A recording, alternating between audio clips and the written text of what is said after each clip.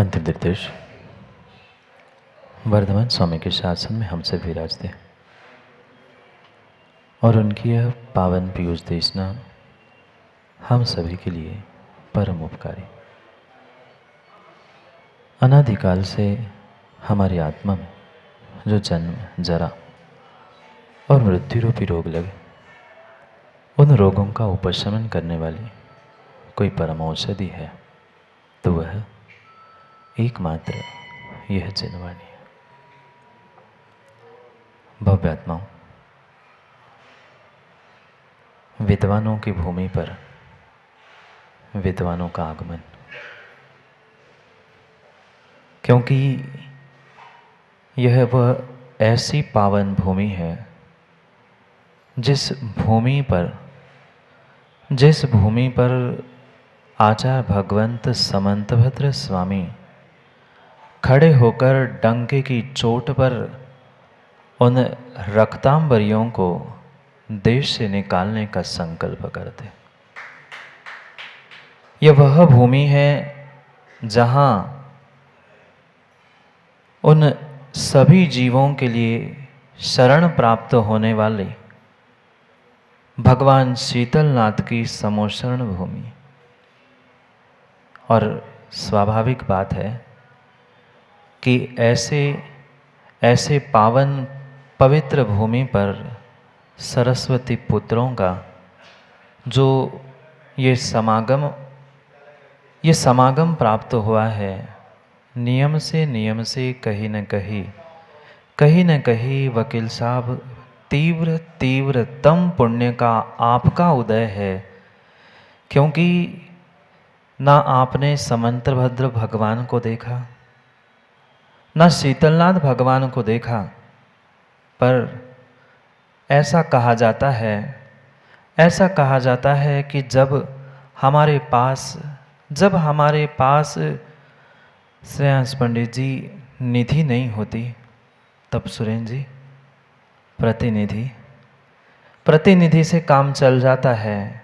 और उन्हीं समंतभद्र आचार्य भगवंत और शीतलनाथ भगवान के तत्व ज्ञान को प्राप्त करने वाली भली निधि आज मेरे पास नहीं है, पर उनकी प्रतिनिधि के रूप में वह विद्वत वर्ग आज आपके सामने है। ये महान पुण्य का उदय आपके सामने उपस्थित हुआ। भले ही जीव अनेकांत को समझ नहीं पाए, पर उस अनेकांत के बिना जीव का कभी भी कल्याण भी नहीं हो सकता। प्रेमी जी खुश हो गए, आपके अनेकांत की बात नहीं कर रहे, एकांत और अनेकांत की, क्योंकि इसी अनेकांत को इसी भूमि से भगवान समंतभद्र स्वामी ने, जो अहंकार के लिए नहीं, जीव आज का यही समझता है। निर्मल जी जैसे शिक्षक तो यही समझते हैं कि महाराज मैं जानता हूँ कहीं ना कहीं अहंकार था, इसलिए उन्होंने चुनौती दी थी। उन्होंने अपने मान की पुष्टि के लिए कोई चुनौती नहीं दी थी, अपितु उन रक्तांबरियों को इस देश से, इस नगर से बाहर खदेड़ने के लिए एक चैलेंज और चुनौती दी थी। अगर कोई हो तो हमसे आके मिले, और शायद उनके ही लघुनंदन के रूप में, उन समंतभद्र स्वामी के ही लघुनंदन के रूप में ये तार्किक वादिराज सूरी भी वह डंके की चोट पर कह रहे हैं, भले ही हम ये स्वीकार कर पाए नहीं कर पाए, क्योंकि वे सामान्य आचार्य भगवंत नहीं थे, सामान्य व्यक्तित्व नहीं था कि एक शब्द लिख लिया उनका काम हो गया, कारण बंधु कह दिया, निर्मित बंधु हो गया, काम हो गया, इतना सा विषय नहीं था। कई अपेक्षाओं से हमें उनको समझने की आवश्यकता है। ऐसा अद्भुत न्याय, दर्शन, तर्क, सिद्धांत, साहित्य, स्तुति, भक्ति, और सबसे गजब की बात तो ऐसे गजब के दृष्टांत आचार्य भगवंत ने दिए हैं कि कोई बाल बोध भी पढ़ने बैठ जाए तो उसे सिद्धांत कंठस्थ हो जाए। ऐसे दृष्टांतों से दाष्टान्तों को घटित किया। आपने अगर पढ़ा होगा अगर आपने पढ़ा होगा तो गौर से उसको देखने का प्रयास करना। प्रत्येक प्रत्येक छंद में कहीं न कहीं दृष्टांत मनुज जी आचार्य भगवंत ने घटित किए। प्रत्येक श्लोक में, प्रत्येक छंद में कहीं न कहीं दृष्टांत देते हुए अपनी बात पुष्ट करना चाहते हैं। क्यों? क्योंकि उनको पता था और समझदार ज्ञानी पुरुष वही होता है, ज्ञानी पुरुष वही होता है जो अपनी बात सबको समझ में आए इस तरीके से कहता है। ज्ञानी मात्र ज्ञान झाड़ने वाला नहीं होता। सुशील जी, आपके पास माना कि किसी के पास बहुत ज्ञान है, बहुत ज्ञान है, बहुत ज्ञान है, पर आपका ज्ञान समाज तक और दुनिया तक नहीं पहुंच पा रहा है, तो ज्ञान की कोई कीमत नहीं है। ऐसा आपने कई बार कहा भी होगा, जंगल में खिला हुआ कमल, सहस्त्रदल कमल किस काम का। ऐसे ही आपका ज्ञान आपके लिए ही किस काम का, जब तक वह ज्ञान का उपयोग आबाल वृद्धों को नहीं हो रहा है, तब तक उस ज्ञान का कोई भी औचित्य ही नहीं बनता। इसलिए ये ऐसी ऐसी अद्भुत अद्भुत स्तुति और स्तोत्र वादिराज भगवान ने, आचार्य भगवान ने लिखने का प्रयास किया है। शायद इसे कई कई दिनों और कई महीनों तक मंथन करने की आवश्यकता है। और संगोष्ठी इसीलिए होती है कि हर कोई अपना अनुभव, अपनी बातें, अपना चिंतन यहाँ लेकर आए और अपनी बात सबके सामने रखे। आज दोनों विशिष्ट वक्ताओं ने अपनी अपनी बात रखी, पर मैं श्रेयांश जी से विशेष करके ये कहना चाहता हूँ, और अकेले आपसे ही नहीं, मैं सभी से ये कहना चाहता हूँ, जिस अकारण बंधु के विषय में आप चर्चा कर रहे हैं, जो निर्निमित्तेन बंधु शब्द का प्रयोग किया है, वहाँ वादिराज भगवान को कोई निमित्त कारण अपेक्षित नहीं है।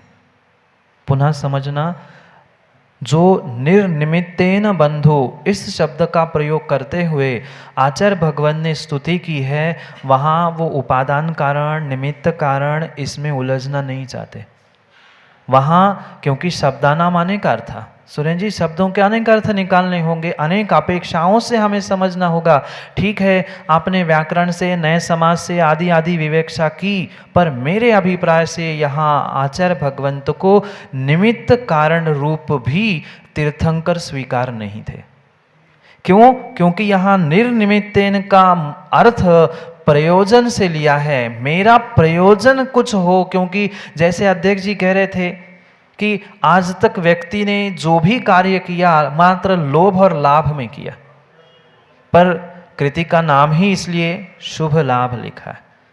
करेंगे उस पर भी कभी विचार विमर्श, पर मुख्य अभिप्राय वहाँ जो आचार्य भगवंत का है वो समझने की आवश्यकता है। वहाँ बिना प्रयोजन के मेरे सखा है, मेरे बंधु है, मेरे पिता है। सुरेंद्र जी ने प्रश्न किया था, पिता से बंधु तक पहुंच गए, और वहां तक तो फिर भी वादिराज मुनि का ठीक था, महाराज ने तो मित्र ही बना दिया। ये बहुत अच्छी बात आपको सुरेंद्र जी पता होगी कि जो बातें पिता से नहीं कही जाती वो भाई से कही जाती है, और जो भाई से भी नहीं कही जाती ना, वो अपने सगे मित्र से ही कही जाती है। इसलिए जो हम उपमा दे, ये मात्र और मात्र उपमा चल रही है। भले ही हम शब्दों के विच्छेद से उसे बंध नाश करने वाला बंधु कहे, कोई ये मान ले बंधो बंध मूल हेतु स्यात्, बंधु मूल बंध का हेतु है इसलिए उसे बंधु क्यों कहा, पर ये परम परम सत्य है। मुख्यतः यहाँ मात्र और मात्र भगवान की भक्ति की है, और भगवान की भक्ति तभी कर सकते, भगवान की क्या, अरे घर में भी हम उन्हीं लोगों की विनय करते हैं, भले ही पिता हो, भाई हो, मित्र हो, हम उनके पास ही अधिक बैठते हैं जो मुझे अपना लगता है, जो मुझे अपनापन देता है। और यहाँ भक्ति करते समय उनके पूज्य पुरुषों के गुणों में अनुराग करने के लिए हमें जब तक जितनी सन्निकटता नहीं प्राप्त होती, जितने हम करीब नहीं पहुंचते, तब तक हमारे और उनमें एक ही भाव, स्तोत्र क्या है, एक ही भाव है। आज तक कर्मों का तो एक ही भाव रहा, पर भक्ति का, परमात्मा का और मेरा एक ही भाव होने के लिए वे और करीब और करीब और करीब लाने का प्रयास करते हैं। आप लोग भी तो पूजा करते होंगे, पूजा नहीं करते? फूलचंद जी पूजा करते हैं। भगवान सामने बैठे होने पर भी फिर स्थापना क्यों करते हैं? पंडित दीवान जी प्रतिष्ठाचार है ना, बोलो ना। भगवान सामने थे, गुरु सामने थे, पर फिर भी हम स्थापना करते हैं। स्थापना मात्र ठोने में नहीं करनी थी, स्थापना मात्र ठोने में नहीं करनी थी, मंत्रों के साथ सन्निधिकरण।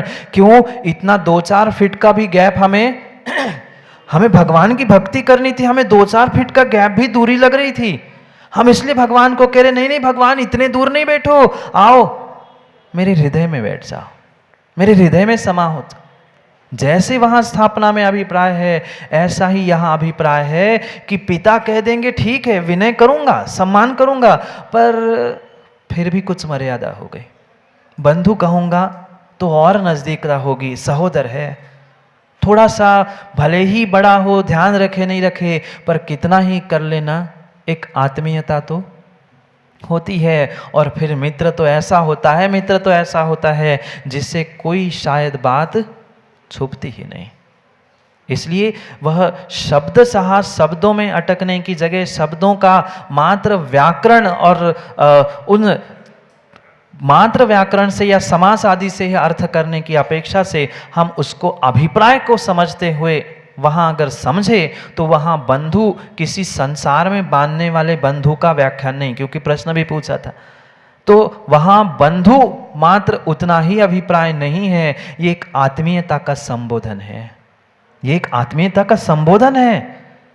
क्योंकि हम परमात्मा को परमपिता तो परमात्मा कहते आए, पर परमात्मा से, पिता से भी हमें और आत्मीय संबोधन बंधु लगा, और उससे भी और आत्मीयता हमें मित्र में लगती है। इसलिए और नजदीकता लाने के लिए वहां भक्ति की मुख्यता से कथन किया है। इसलिए ठीक है, आपकी अपेक्षा से ये सत्य हो सकता है कि निमित्त कारण है, उपादान स्वयं है, ये सब कुछ व्याख्यान आपकी अभिप्राय से ठीक है, पर मैं यही सोचकर, चाहे इसमें व्याख्या हो चाहे मैंने यही सोचा है कि यहाँ मात्र प्रयोजन से मतलब, आज तक जो भक्ति प्रयोजन से की, स्वार्थ के लिए की, कुछ मेरा सिद्ध हो जाए, ऐसा हो जाएगा तो मैं विधान कर लूँगा, ये हो जाए तो वो कर लूँगा, मैं भक्ति कर लूँगा, मैं आपके व्रत कर लूँगा एक ही भाव के, ऐसा कोई भी प्रयोजन, ऐसा कोई भी अभिप्राय यहाँ पे बिल्कुल भी नहीं है। इसलिए यहाँ निष्प्रयोजन को ही वहाँ निर्निमित्तेन बंधु कहा है, जिसे शायद आपने उस सुनैन पथगामी की संगोष्ठी में भी पढ़ा होगा, सुना होगा, क्योंकि आखिरी में वहाँ भी आचार्य भगवंत कवि महाराज 8वें छंद में इसी को कहते हैं, निरापेक्षो बंधु। वहाँ भी कवि की यही भावना और यही दृष्टिकोण है कि अपेक्षा के साथ हमने कई सारे बंधु बनाए, कई सारों को बंधु बनाया, कई सारों को अपेक्षाओं के साथ संचय जी बंधु भी बनाया और बुद्धू भी बनाया। बनाते हैं, बुद्धू भी बनाते, बंधु भी बनाते हैं।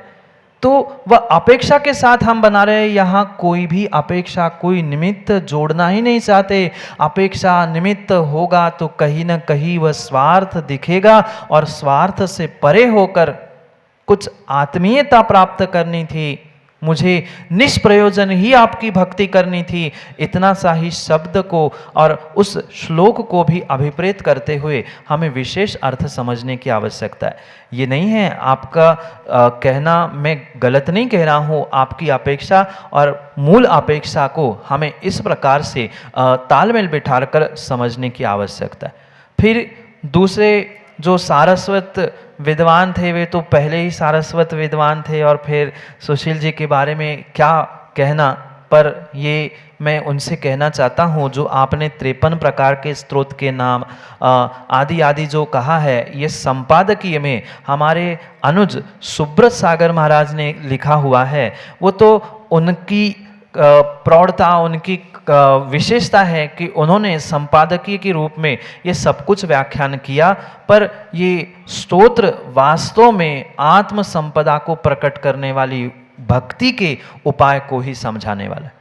ये बाकी अध्यक्ष जी ने तो बहुत सारी बातें कह ही दी है और सुशील जी के बारे में और वैसे श्रेयांश जी के भी बारे में कुछ कहना नहीं था, पर मैंने अपनी अपेक्षा और बात कहने का प्रयास किया कि दोनों ने अपनी उस विषय को बहुत अच्छे से स्पष्ट करने का और सबके सामने रखने का प्रयास किया। और ये एक विशेष बात मैं आप सबको बताना चाहता हूँ कि ये आपके पास जो कॉपियाँ पहुँची थी शुभ लाभ की, वह अभी पूर्ण रूप से संशोधित नहीं है। वह अभी, क्योंकि बहुत सारे लोग आए महाराज इसमें ये है इसमें वो है, अभी इसके बाद एक और करेक्शन होना बाकी है। वो तो समय के अभाव में कुछ उनके मिसमैनेजमेंट के कारण से आपको कृति पूर्ण रूप से संशोधित नहीं मिल पाई है, पर अभी एक करेक्शन और लग के फिर उस कृति का प्रमार्जन करते हुए ही उसको पूर्ण रूप से ग्रंथ का रूप दिया जाएगा। और फिर सबका, संजय जी का यही निर्णय हुआ, हमारा निर्णय हुआ कि जब विद्वान आ ही रहे हैं तो उनके द्वारा ही पूरा प्रमार्जित होते हुए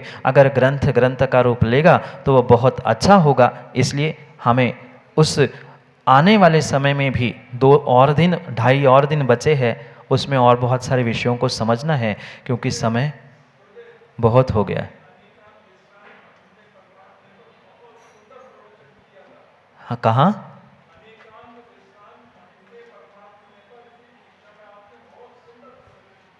अब सब कुछ जो कुछ भी है वकील साहब वो मेरा कुछ नहीं है, यहाँ की भूमि की वर्गणाएं हैं और गुरुजी का आशीर्वाद है।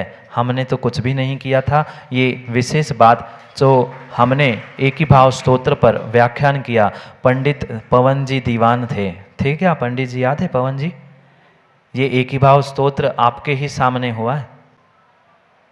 परासिया में सिद्ध चक्र विधान करने आप आए थे, भगवान की भक्ति सिद्धों की चल रही थी और साथ में यह एक ही भाव स्तोत्र पर व्याख्यान हुआ था जो कि शुभ लाभ के रूप में आपके सामने है। ये सर्वोपयोगी, सभी को प्राप्त हो, इसी भावना के साथ दोपहर के सत्र में पुनः समय पर, समय की बात के लिए सबके लिए बहुत बहुत आशीष। सब अपना काम छोड़ते हुए ये एक ज्ञान की और ज्ञानियों की ललक प्रकट करने के लिए आप यहाँ सभी उपस्थित हुए हैं। जो सभी उपस्थित हुए हैं, आने वाले हैं, आ रहे हैं, उन सब के लिए और आयोजकों के लिए भी बहुत बहुत आशीष। ऐसे ही कार्य हम आने वाले समय में और भी करते रहेंगे, करेंगे पुनः दोपहर में समय पर, समय की चर्चा, क्योंकि समय पे किया गया काम समय को दिलाता है। बोली भगवान महावीर स्वामी।